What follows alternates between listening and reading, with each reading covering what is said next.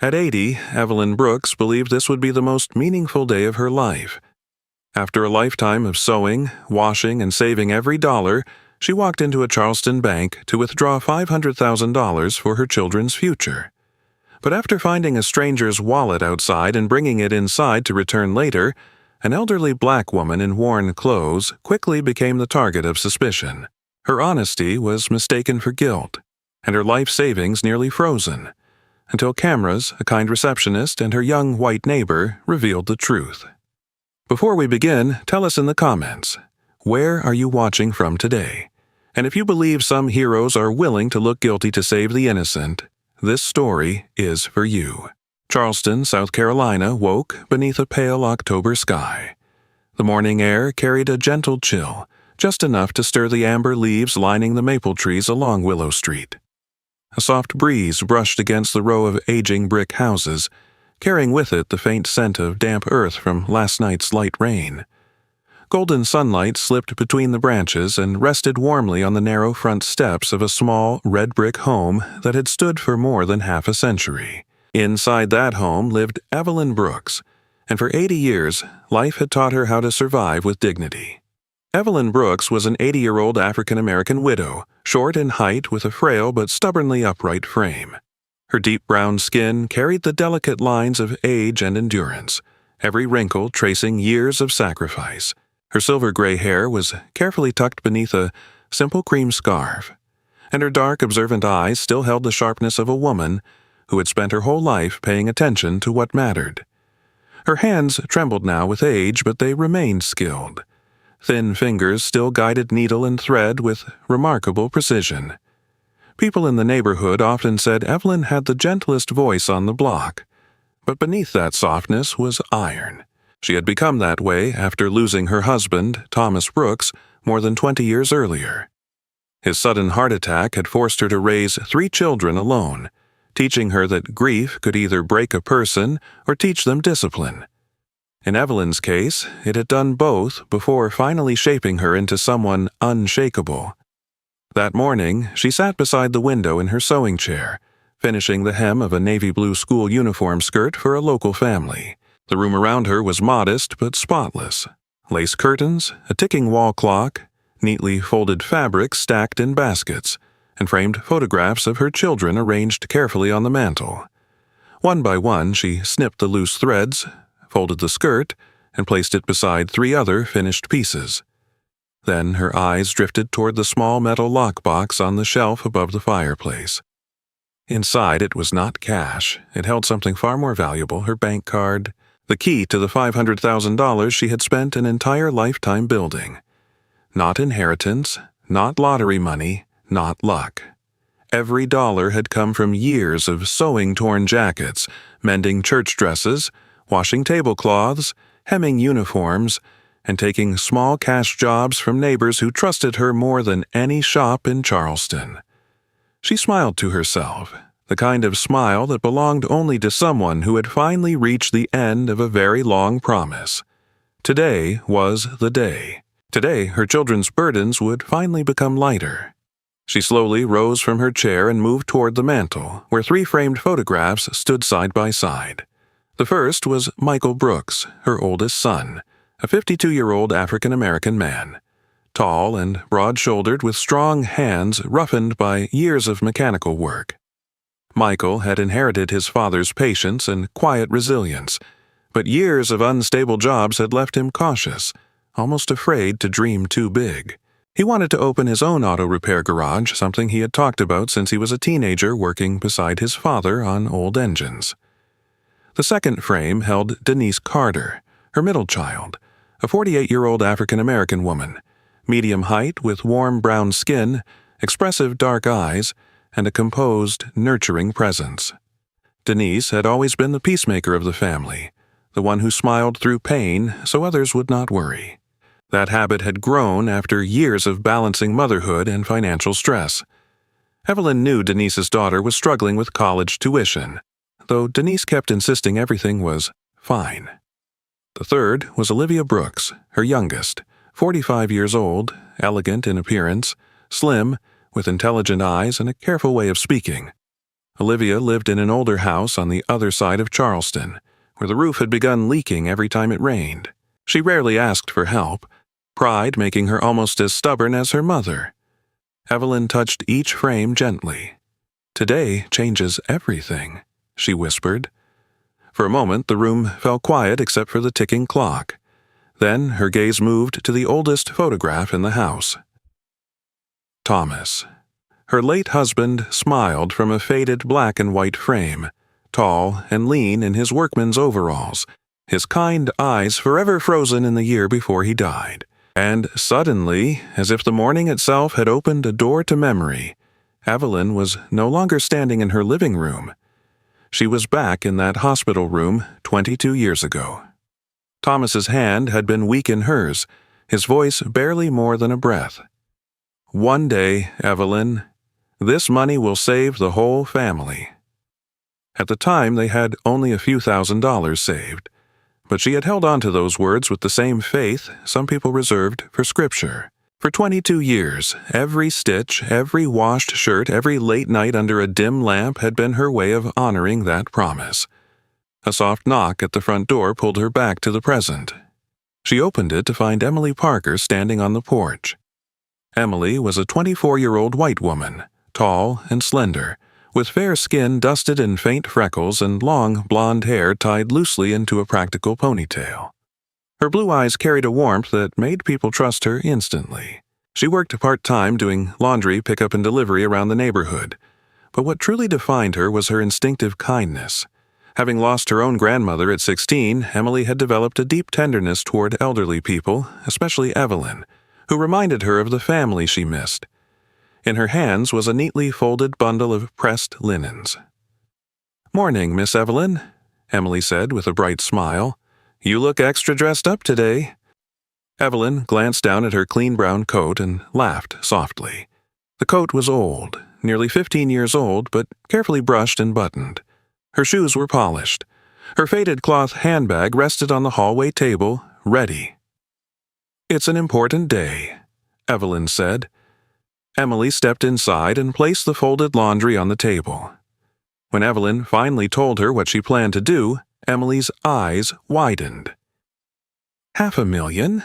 she whispered, stunned but delighted. "Miss Evelyn, that's incredible." Evelyn nodded. "For Michael's garage, Denise's granddaughter's tuition, Olivia's roof." Emily's face softened. "That's beautiful." Then concern flickered across her features. "I can go with you," she offered. "Just in case carrying that much cash back feels like too much." The offer was sincere. Emily had helped Evelyn for years, especially with banking. Because Evelyn disliked ATMs and digital systems, Emily often assisted her with depositing the small daily earnings from sewing and laundry work. Those hundreds of tiny deposits over the years had slowly grown into the fortune waiting in the bank. But today was different. Evelyn smiled, touching Emily's hand. "No, sweetheart," she said gently. "This is something I need to do myself." Emily hesitated, not because she doubted Evelyn, but because she knew what the world could be like toward an elderly black woman walking alone into places where people judged appearances first. Still, she nodded. "Then at least call me after." "I will." After Emily left, Evelyn took one final look around the little house.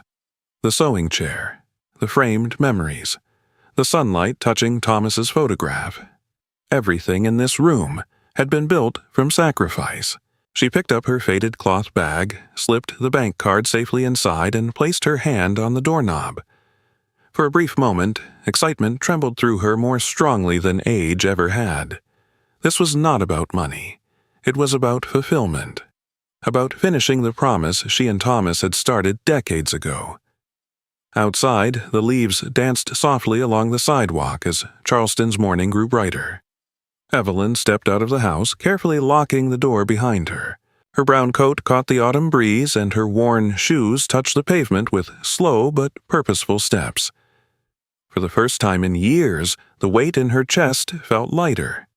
She walked down Willow Street carrying not just a cloth bag, but the future of her family. And somewhere ahead, beyond the maple-lined sidewalks and the downtown streets of Charleston, the bank was waiting, So was the day that would change everything. By the time Evelyn Brooks reached the downtown streets of Charleston, the October morning had grown brighter, though the air still carried the cool edge of autumn. The city was slowly settling into its weekday rhythm. Coffee shops filling with office workers, taxis stopping at curbs, and the polished glass fronts of banks and law offices catching the pale gold sunlight. Evelyn walked carefully, her faded cloth bag resting against her side, one hand holding it close as if it carried not just a bank card, but the hopes of 3 generations. The closer she came to First Carolina Savings Bank, the more her heart fluttered with a mixture of excitement and nervousness. She had passed this building many times over the years, usually only to deposit small amounts Emily had helped her organize, but today felt different.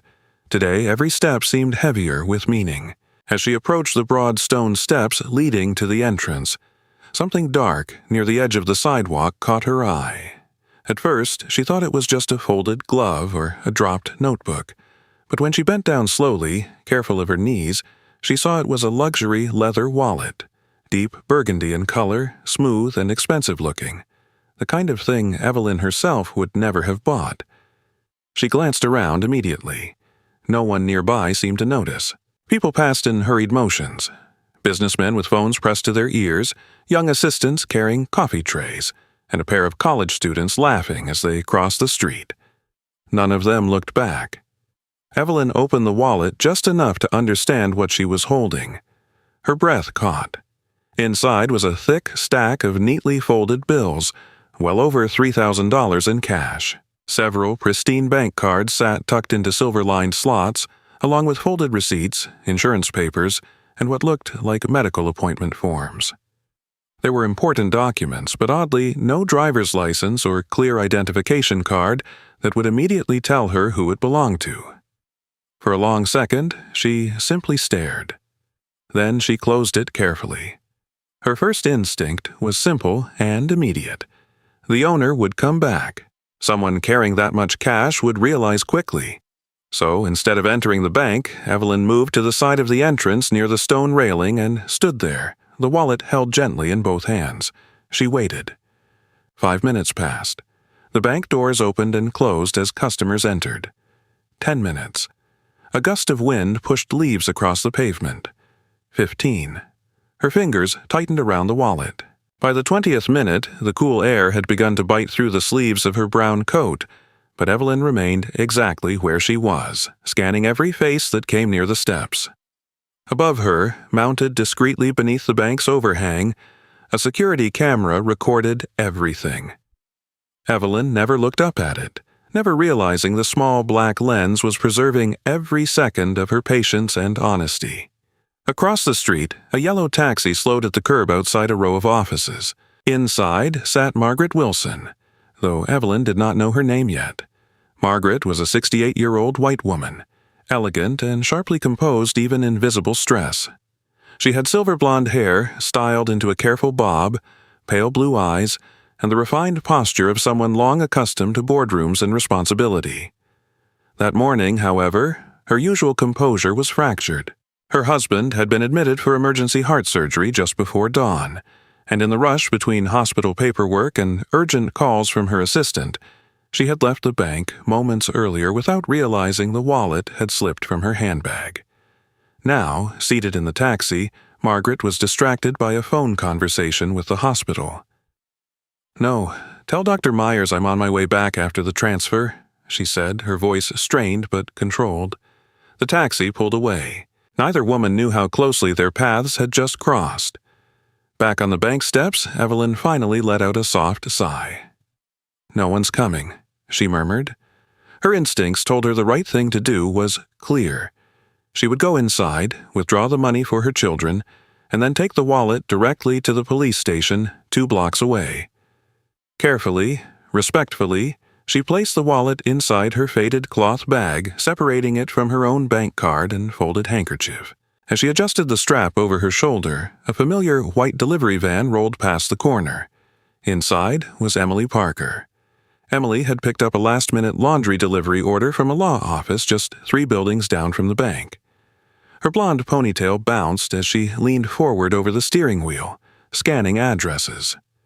She was cheerful by nature, but years of balancing work, rent, and helping neighbors had sharpened her awareness of the people she cared about. And then she saw Evelyn. For only a moment. The elderly woman stood near the bank entrance, looking toward the street before finally turning toward the steps. Emily smiled to herself. "She made it," she whispered, relieved. She considered parking and walking over, but the delivery schedule on the passenger seat reminded her she was already running late. Still, she made a mental note to finish quickly and circle back if she could. That small decision, insignificant now, would matter later. Evelyn slowly climbed the first step toward the bank, then paused. The weight of the cloth bag against her shoulder felt different now, heavier. Not because of the wallet itself, but because of what it represented. A test. A moment in life where character quietly reveals itself. She remembered something Thomas had once told their children when they were young. Doing the right thing usually takes longer than doing the easy thing. That memory softened her face into a faint smile. For decades she had lived by that lesson. She had done the harder thing every single day.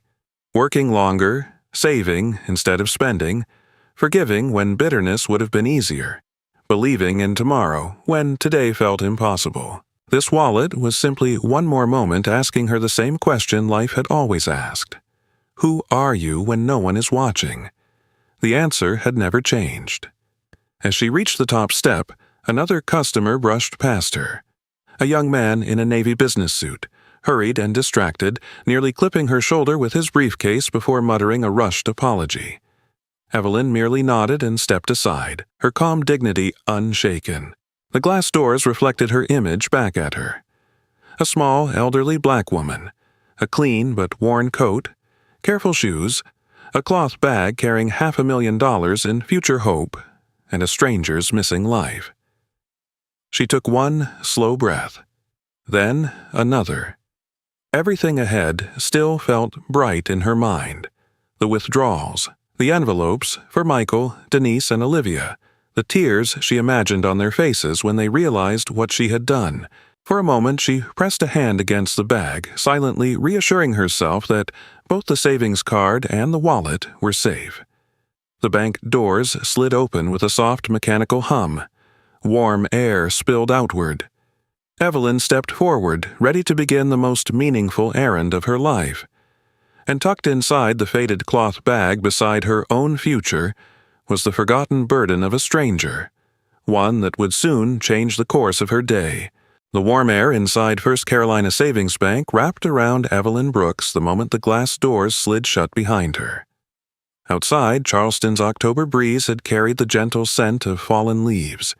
Inside, everything smelled of polished marble, printer ink, and expensive perfume. The lobby gleamed beneath crystal lighting, every surface reflecting wealth and order. Cream-colored floors, dark walnut counters, brass railings polished to perfection. Evelyn paused just inside the entrance, steadying the faded cloth bag against her side, her heart still full of the purpose that had brought her there. She had taken no more than 3 slow steps into the lobby when a voice cut sharply across the room. "Ma'am, hold on." The man approaching her was Marcus Hale, the bank's senior security guard. Marcus was a 57-year-old white man, tall and broad through the shoulders with a square jaw, pale skin weathered by years of outdoor work, and close-cropped gray hair that made his stern face look even harder. His steel blue eyes moved quickly, trained by habit to assess threats before they became problems. He wore a dark Navy security uniform pressed so sharply it looked almost military, and a radio clipped to his shoulder crackled softly with static. There had once been a time when Marcus was patient, even friendly with customers. But 2 years earlier, a jewelry theft ring had used an elderly decoy to distract staff while an accomplice cleaned out a safe deposit area. Marcus had been publicly reprimanded, nearly fired, and the humiliation had calcified into suspicion. Since then, caution had hardened into something far uglier. Judgment. His eyes dropped first to Evelyn's worn brown coat, then to her practical shoes, then to the faded cloth bag hanging from her shoulder.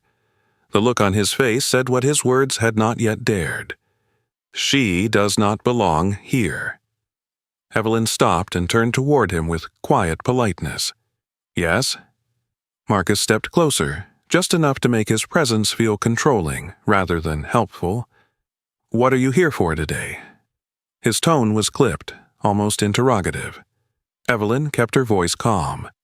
I need to make a withdrawal. Marcus's gaze narrowed. A withdrawal. He repeated the word slowly, as though testing it for dishonesty. Yes, Evelyn said, a large one. Something in Marcus's posture changed immediately. His jaw tightened, and his hand brushed the radio at his shoulder. How large? Evelyn hesitated not out of fear, but because saying the number aloud still felt surreal after all those years of saving.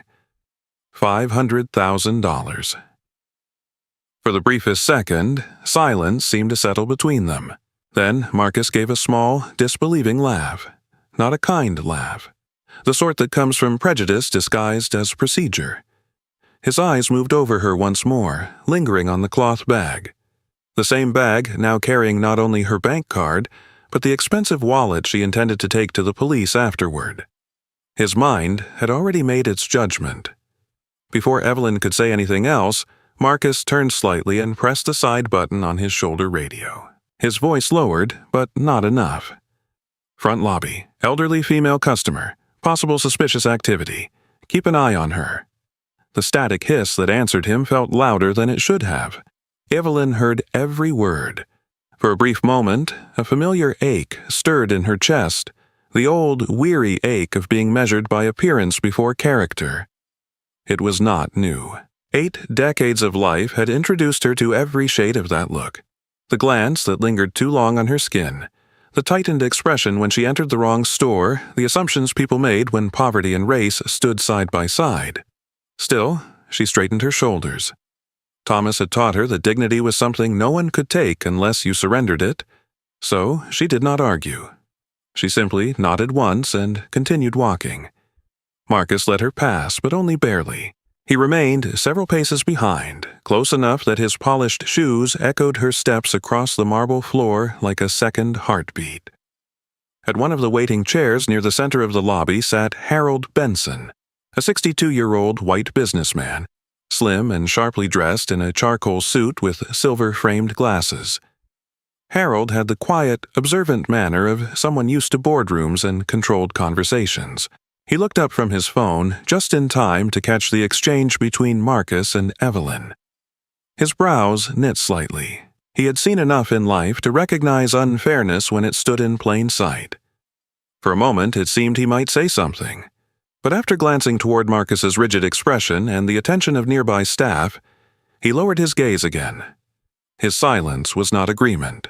It was fear of inconvenience, and that silence, Evelyn knew from long experience, was often how disrespect survived. Near the reception desk, another pair of eyes had also noticed everything. Sophia Reed, the bank's young receptionist, stood behind the curved front counter organizing morning appointment slips.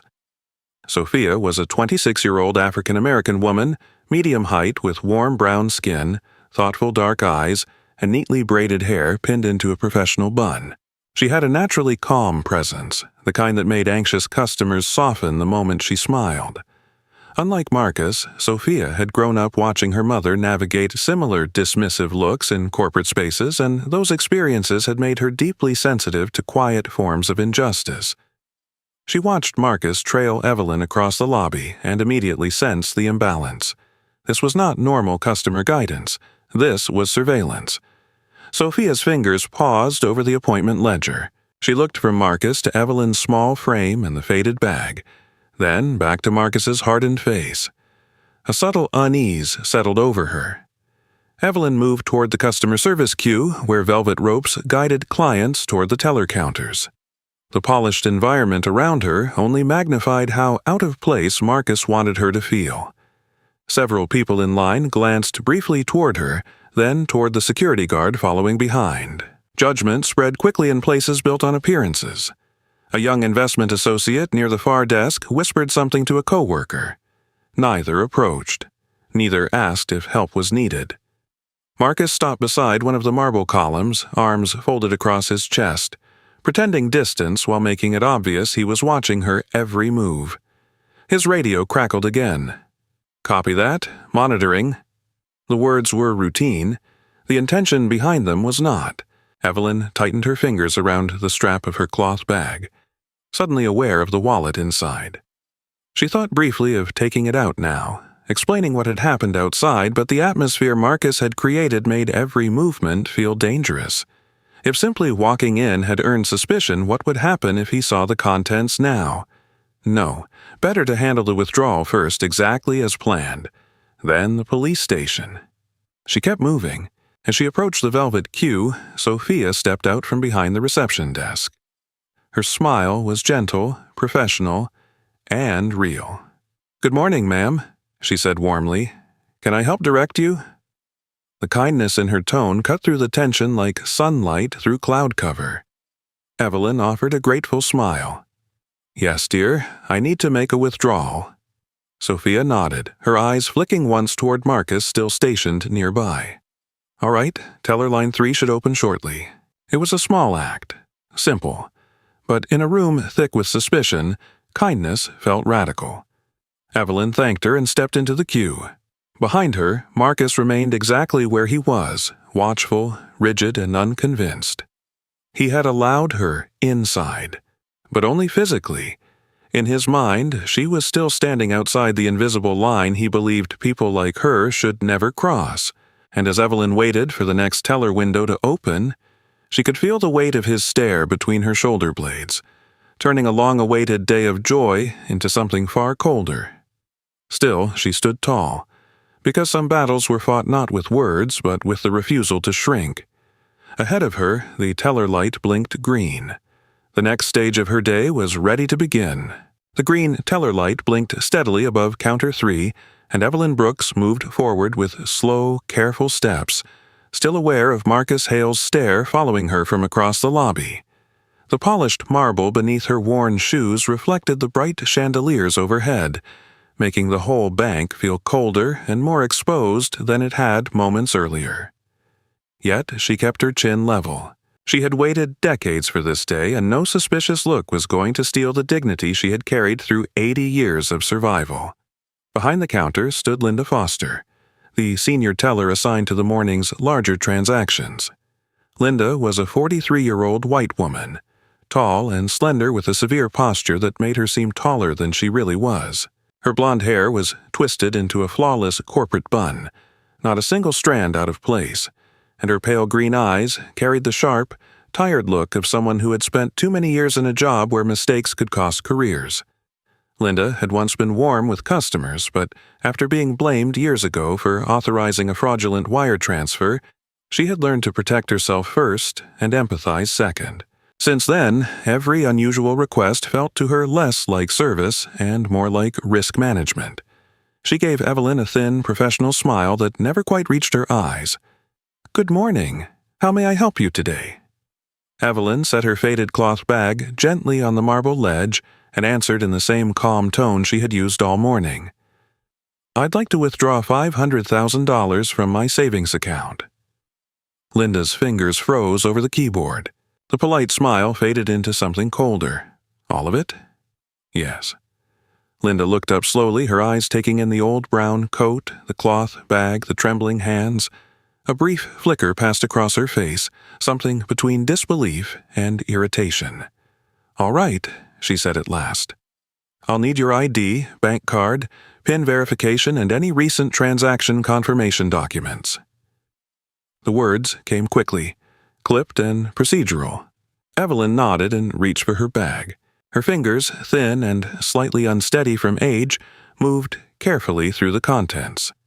First came the bank card Thomas had once helped her open decades ago, then a folded handkerchief, then an envelope of old receipts. Linda extended her hand impatiently. "And the ID, ma'am? Please make this quick." The pressure in the woman's tone tightened something in Evelyn's chest.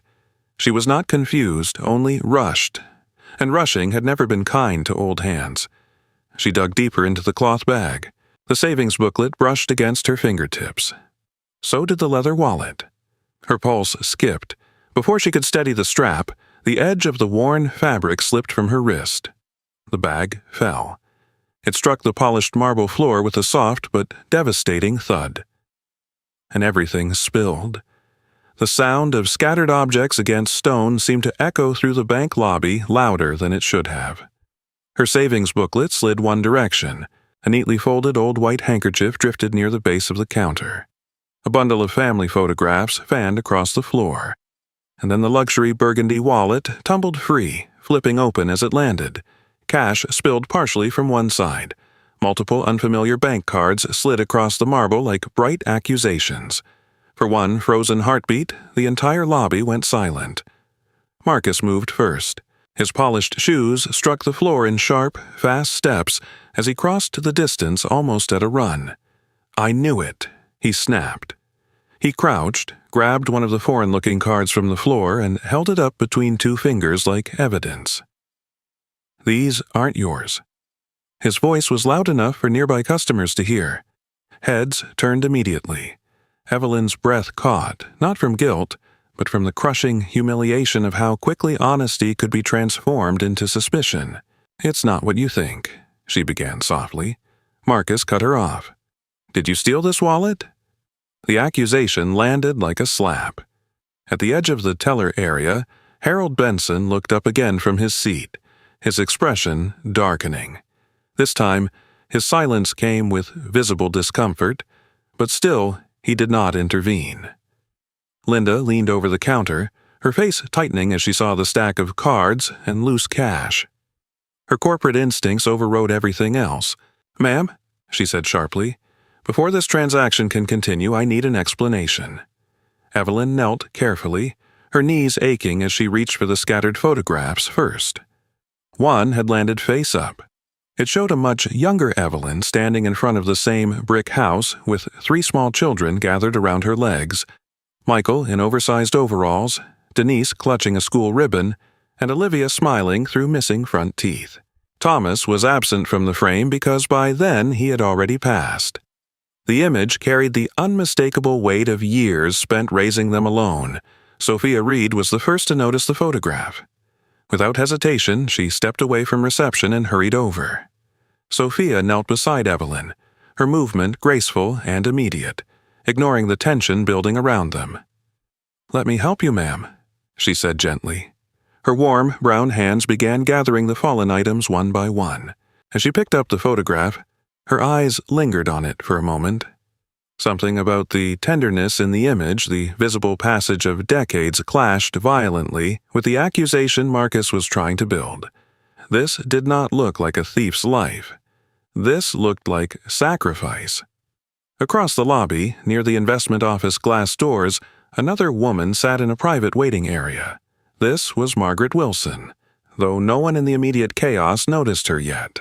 Margaret had returned unexpectedly after realizing she might have misplaced something important, but a phone call from the hospital had pulled her focus back to her husband's condition. Elegant in a cream coat and pearl earrings, she sat with one hand gripping her phone, distracted by updates from the cardiac unit, never glancing toward the teller floor where her own wallet now lay exposed. Marcus stepped closer to Evelyn. His tone hardened further. "This explains the suspicious behavior outside." Evelyn finally looked up at him, pain flickering across her face. "I found it," she said quietly. "On the steps." Marcus gave a bitter laugh. "That's convenient." Linda's eyes moved from the foreign cards to Evelyn's savings booklet, then to the account number visible on the open screen. Her expression changed from suspicion to institutional alarm.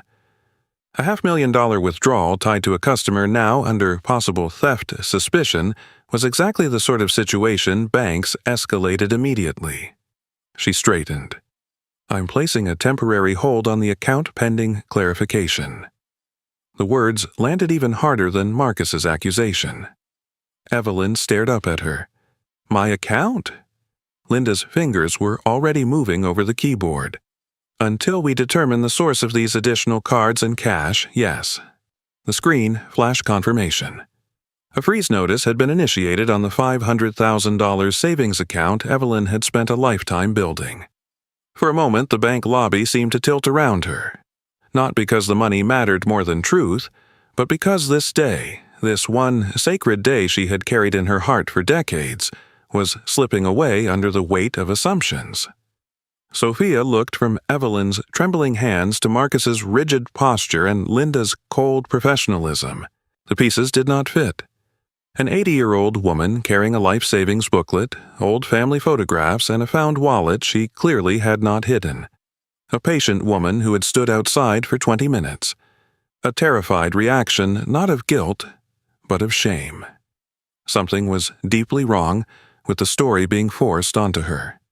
Sophia helped Evelyn gather the final items back into the faded cloth bag, her concern growing with every second, and as Marcus remained looming over them, convinced he had just uncovered a crime, the truth sat only feet away in plain sight, still unnoticed by the one woman in the building who could end this nightmare with a single glance. But that moment had not come yet. This chapter of Evelyn's day ended instead with the cold glow of a frozen account screen, the sting of public accusation, and the unbearable silence of a woman whose honesty had just been mistaken for guilt. The frozen account notice still glowed on Linda Foster's screen like a verdict no one had earned. Around the teller counter, the air inside First Carolina Savings Bank had changed. What had begun as an ordinary autumn morning now carried the brittle silence of public suspicion. Evelyn Brooks remained standing beside the counter, one hand resting on her faded cloth bag, the other lightly touching the family photograph Sophia had carefully returned to her. Her shoulders were still straight, but the hurt in her eyes had deepened. It was not fear. It was the exhaustion of being asked, once again, to prove the honesty of a life already written in sacrifice. Marcus Hale stood a few feet away, rigid and self-assured, the burgundy wallet now resting on the marble ledge as if it were evidence in a trial he had already decided. Linda, though outwardly composed, kept glancing between the frozen account alert and the unfamiliar bank cards, her fingers hovering over the keyboard as though any wrong choice could still destroy her career. Sophia remained close to Evelyn's side, her instincts telling her the truth was far more human than the version Marcus wanted to believe. Then the bank doors opened. A gust of cool Charleston air slipped into the lobby, followed by Emily Parker. Emily stepped inside, carrying a canvas laundry satchel and a small deposit envelope from one of her regular clients.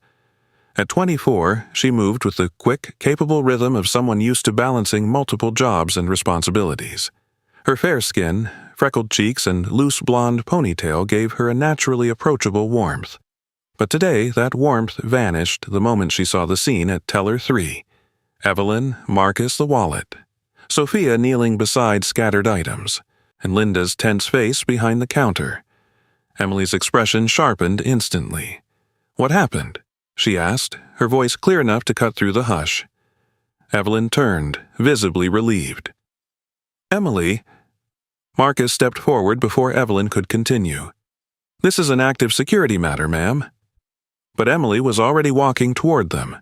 Her blue eyes landed on the frozen account notice visible on Linda's monitor, then on the wallet, then on Evelyn's trembling hands. Years of knowing this woman, years of hearing the sewing machine hum late into the night from the brick house next door, made the truth obvious before anyone spoke it aloud. "This is wrong," Emily said firmly. Marcus crossed his arms. "And who exactly are you?"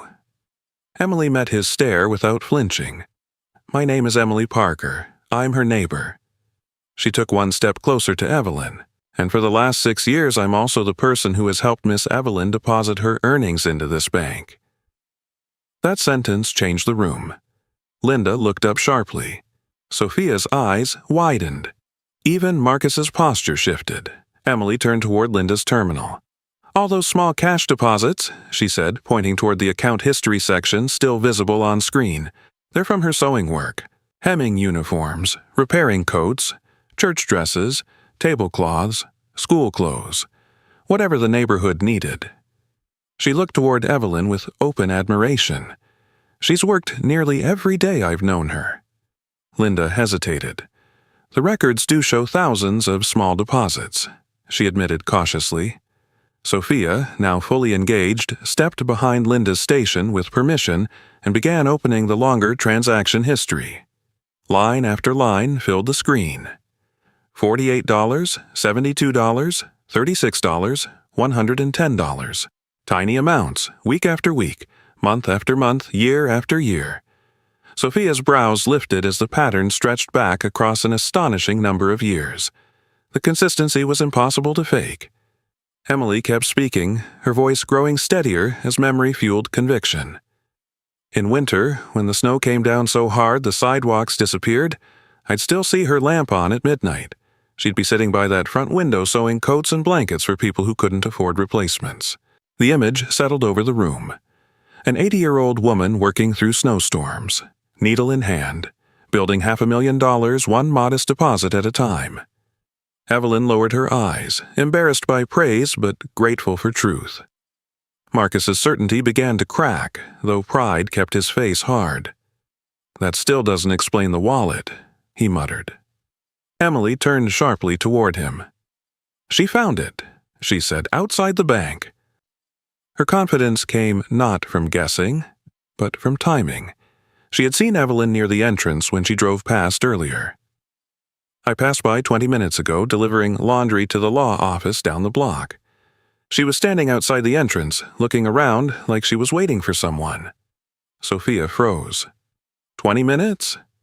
Emily nodded. Yes, she wasn't trying to hide anything. She was waiting.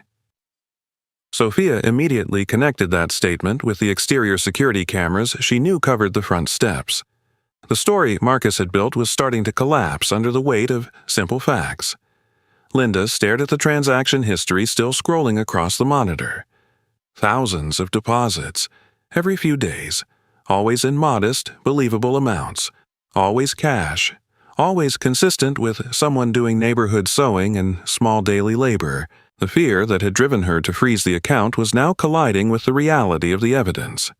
Still, fear did not leave easily.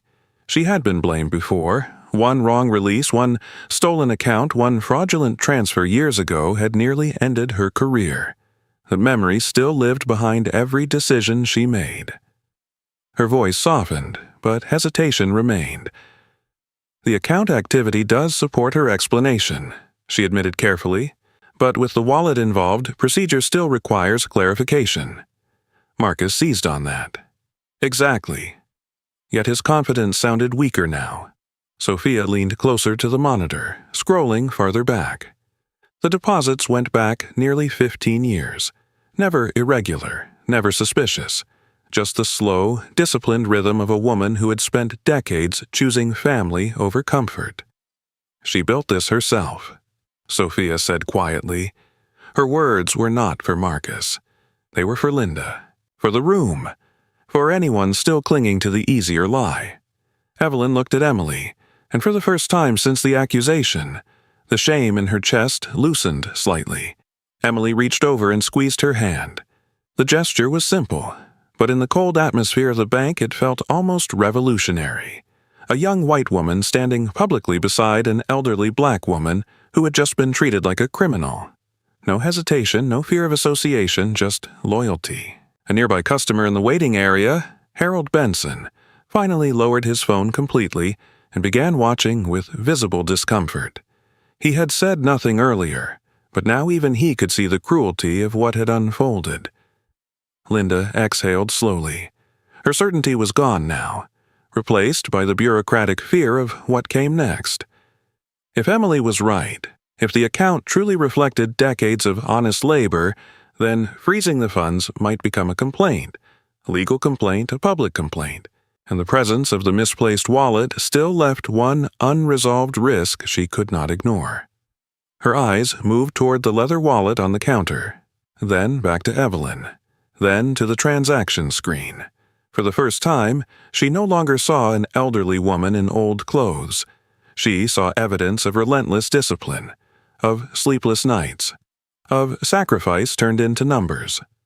Still, the institutional machinery she trusted more than instinct had not fully released its grip. "We need one more confirmation," Linda said finally, her voice far less sharp than before. But she did not press another button. She did not escalate further. And most importantly, she did not make the situation worse. The chapter of accusation that had begun with Marcus's suspicion was now shifting under the force of an unexpected witness. Emily Parker had not solved everything. Not yet. But she had done something just as important. She had forced the room to see Evelyn Brooks as a human being with history, labor, and truth behind every dollar. And in the silence that followed, even Marcus could no longer pretend the story was as simple as guilt. The silence that followed Emily Parker's testimony did not feel empty. It felt fragile, like a room balanced on the edge of a truth too obvious to ignore and too uncomfortable to admit. First, Carolina Savings Bank, moments earlier filled with whispers and suspicion, now stood suspended in uneasy stillness. Linda Foster's monitor still displayed 15 years of small, disciplined deposits. Sophia Reed remained beside Evelyn Brooks, one hand resting lightly near the faded cloth bag as if shielding the older woman from the atmosphere around her. Marcus Hale stood rigid near the counter, his jaw clenched, unwilling to surrender the certainty that had guided him since the moment Evelyn walked through the door. Then the front doors opened again.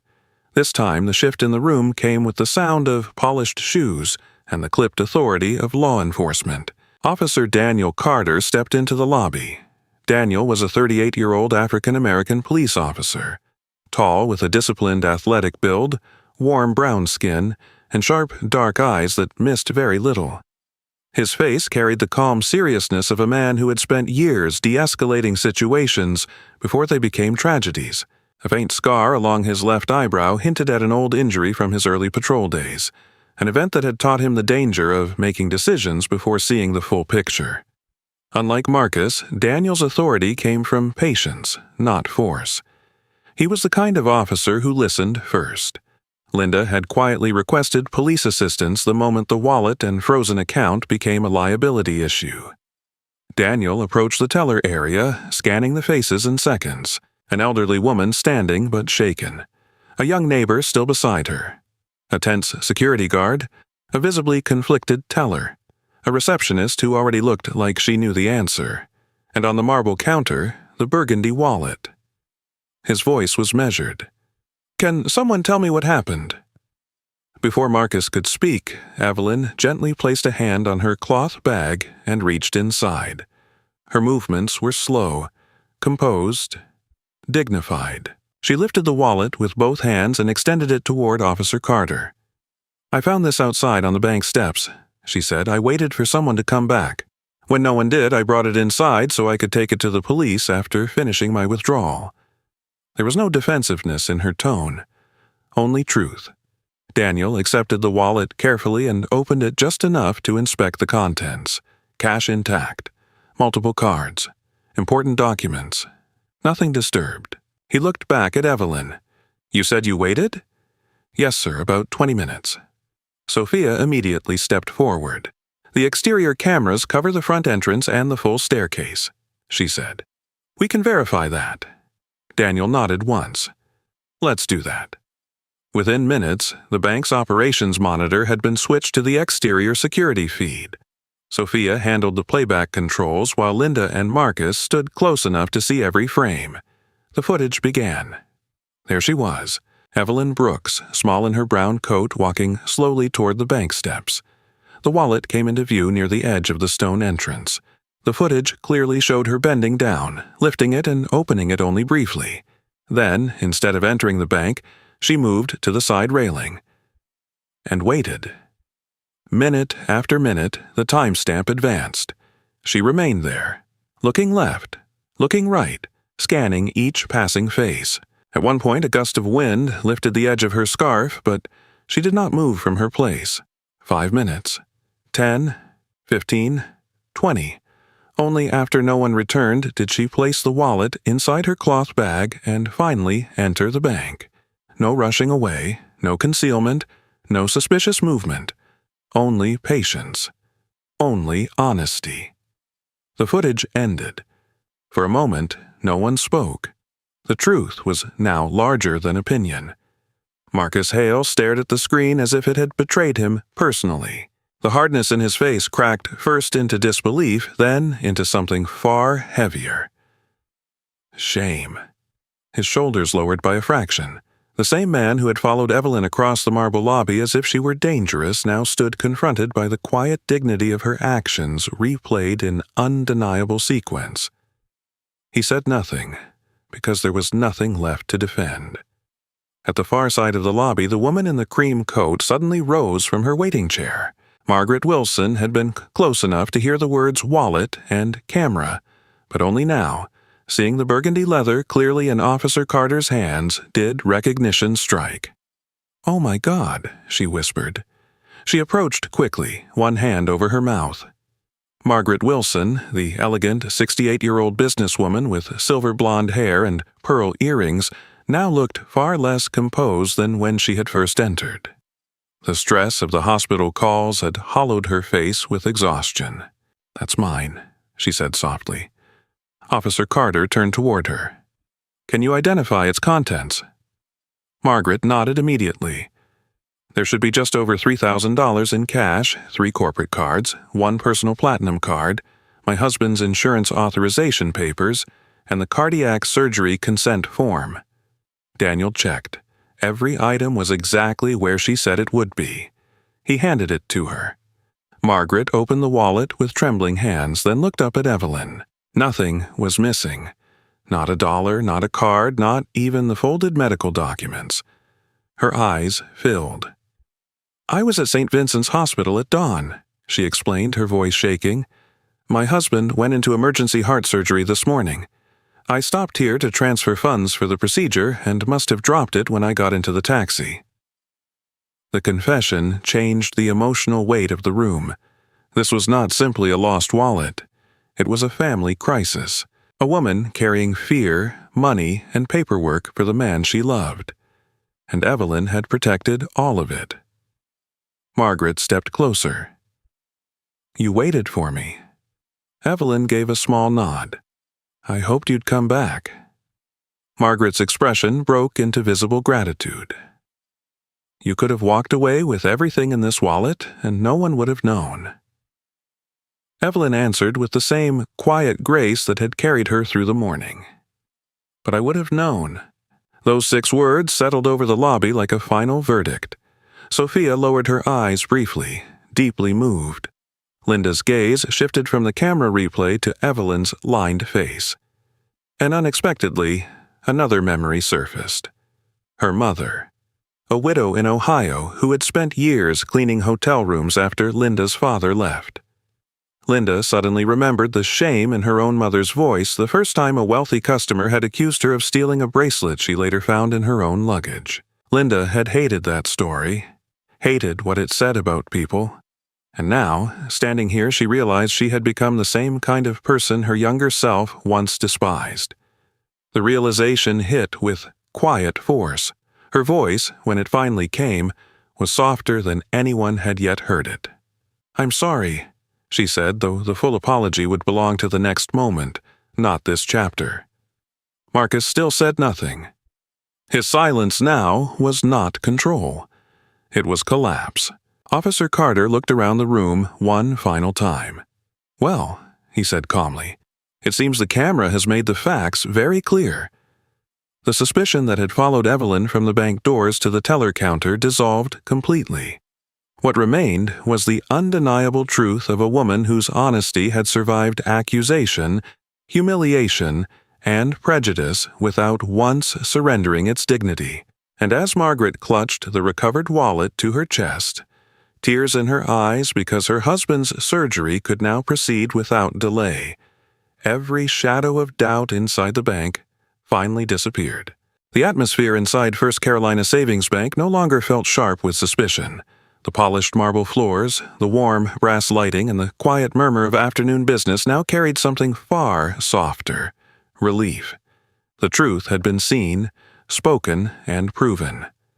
Evelyn Brooks stood where humiliation had nearly broken her morning, but now the space around her had changed. So had the people in it. Behind teller counter 3, Linda Foster stared at the account screen she herself had frozen only minutes earlier. The $500,000 balance sat there, no longer a risk alert, no longer a question mark, but the visible proof of a lifetime of labor. Her fingers hovered above the keyboard, and this time there was no fear in them, only remorse. Linda looked up at Evelyn, and for the first time all day, her face was entirely human. "I owe you more than an apology," she said softly. Her voice carried none of the clipped coldness from before.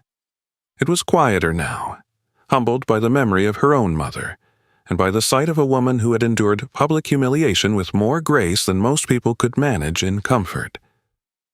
"I judged the situation too quickly. I'm truly sorry, Miss Brooks." Evelyn, still holding the cloth bag close, looked at her for a long moment. The hurt was still there, but it had been joined by something stronger. Peace. She gave a small nod. "Thank you for saying that." Linda immediately reversed the freeze notice and reopened the withdrawal request. Her movements were precise, respectful, and this time careful, not because she feared blame, but because she understood what this transaction truly represented. "This will take a little time to prepare in secured envelopes," Linda explained. "I'll personally handle it."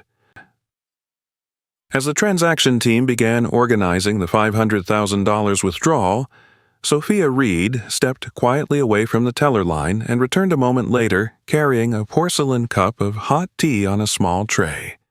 Sophia's smile was gentle, almost daughterly. "I thought you might need something warm while you wait." The tea was chamomile with honey, fragrant and comforting, and the simple kindness nearly moved Evelyn more than the money itself. "Thank you, sweetheart," Evelyn said.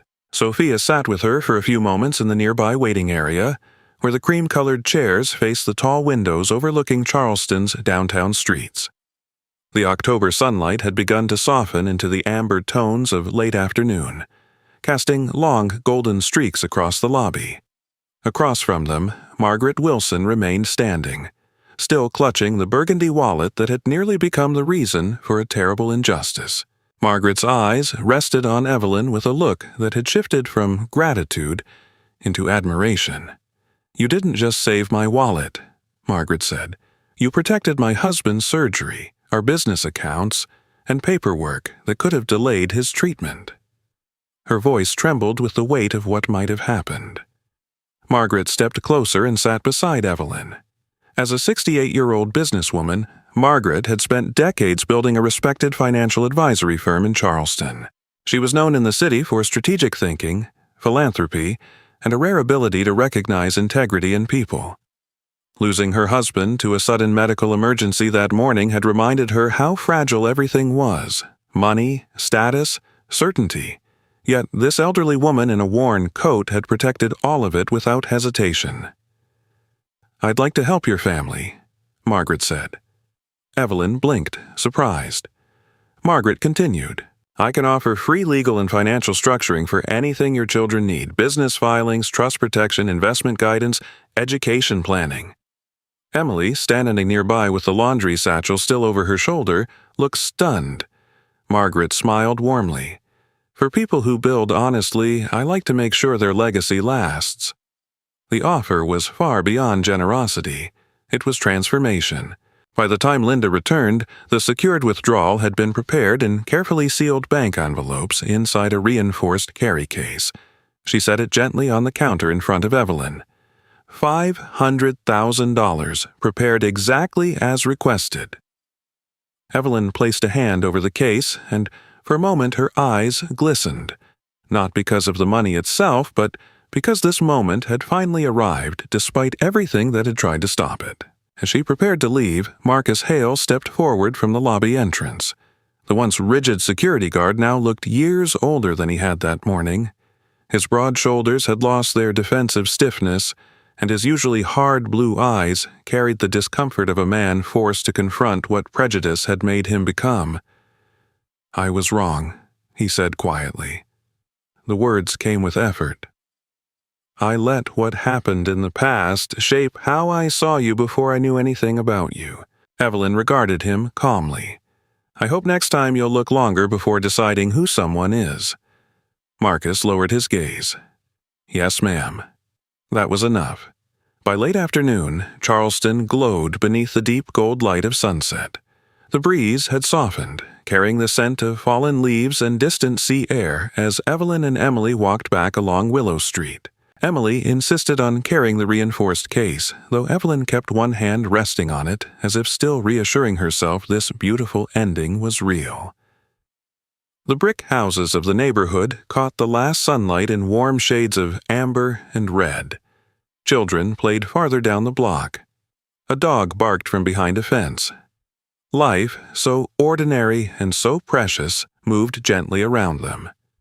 When they reached Evelyn's house, the porch light was already on. Inside waited her children. Michael Brooks rose first from the living room couch.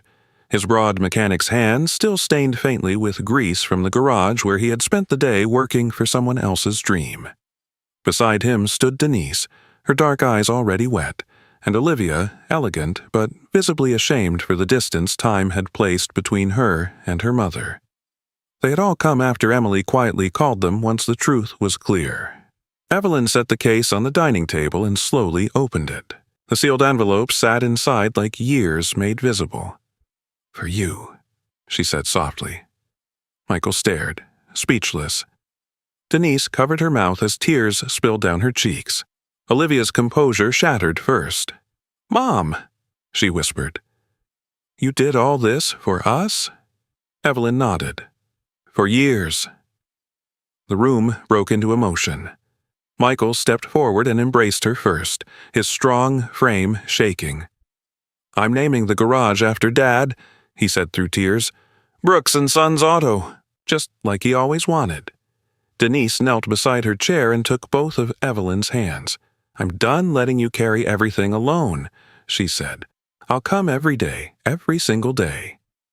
Olivia wiped her tears, shame and love mixing in her expression. "I'm sorry I stayed away so much." Evelyn reached for her hand. "You're here now." Then Emily, still standing near the doorway, hesitated, as if unsure whether this was still family space. Denise looked up first and smiled. "You too." Michael nodded. "You've been family longer than any of us realized." Emily laughed softly through tears as Olivia pulled her into the embrace.